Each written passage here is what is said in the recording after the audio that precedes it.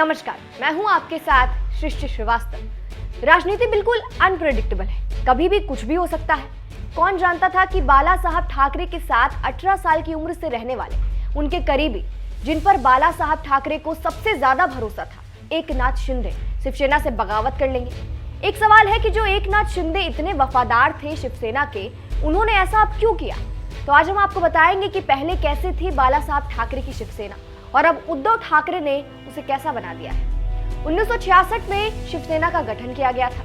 कहा यह भी जाता है कि बाला साहब महाराष्ट्र और खासकर मुंबई को अपने रिमोट से चलाते थे। आपको भी बता दें, बाला साहब एक कार्टूनिस्ट थे और साथ साथ उनका कनेक्शन फिल्मी दुनिया से भी रहा है। हालांकि मराठा अस्मिता की आवाज उठाते हुए उन्होंने अपना रास्ता बदल लिया था। आपको भी बता दें, उन्होंने आज तक कोई चुनाव नहीं लड़ा है क्योंकि वो चुनाव के बहुत बड़े विरोधी थे। लेकिन आज देख लीजिए, उद्धव ठाकरे ने अपने पिता की ही बात को काट दिया है और राजनीति में आ गए हैं। साथ साथ जिस कांग्रेस को बाला साहब कभी पसंद नहीं करते थे, आज शिवसेना का उसी कांग्रेस के साथ गठबंधन है। साथ साथ बाला साहब हिंदुत्व के बहुत बड़े समर्थक थे, सिर्फ उसी की बात करते थे। उनका कहना था कि देश के आगे कुछ भी स्वीकार नहीं। अपने एजेंडे पर चलते हुए बाला साहब ने वो तमाम काम भी कर दिए जिन्हें विवादित माना गया। और साथ साथ जब भी मराठा अस्मिता की बात आती थी, तब वो उनके शिव सैनिक ने उग्र रूप अपनाया।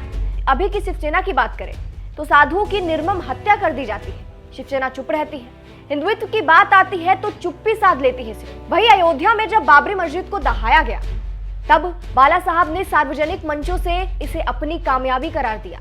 जब एक बार उनसे कोर्ट के आदेश को लेकर सवाल पूछा गया तो उन्होंने कहा कि मैं कोर्ट को नहीं मानता और सुप्रीम कोर्ट ने कहा था कि कंस्ट्रक्शन नहीं होना चाहिए, इसलिए हमने कंस्ट्रक्शन नहीं किया, डिस्ट्रक्शन किया। हाल फिलहाल भले ही शिवसेना प्रमुख उद्धव ठाकरे के बेटे और महाराष्ट्र सरकार में मंत्री आदित्य ठाकरे अयोध्या गए थे। अयोध्या में उन्होंने कहा था कि हमने 2018 में नारा दिया था, पहले मंदिर फिर सरकार। इस नारे के बाद ही मंदिर निर्माण का रास्ता साफ हुआ है। आदित्य ने तो अयोध्या में महाराष्ट्र सदन स्थापित करने की घोषणा भी की थी। लेकिन जिस बाबरी मस्जिद के मुद्दे पर बाला साहब ठाकरे खुलकर बोलते थे, आज उसी मुद्दे पर शिवसेना चुप रहती है, बोलने से बचती फिरती है।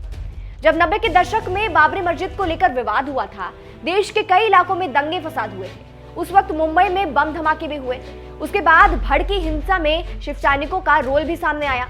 जहां इंटरव्यू में जब बाला साहब से हिंसा को लेकर सवाल किया गया तो उन्होंने कहा कि अगर दंगे फसाद में हम नहीं उतरते तो हिंदू मारे जाते।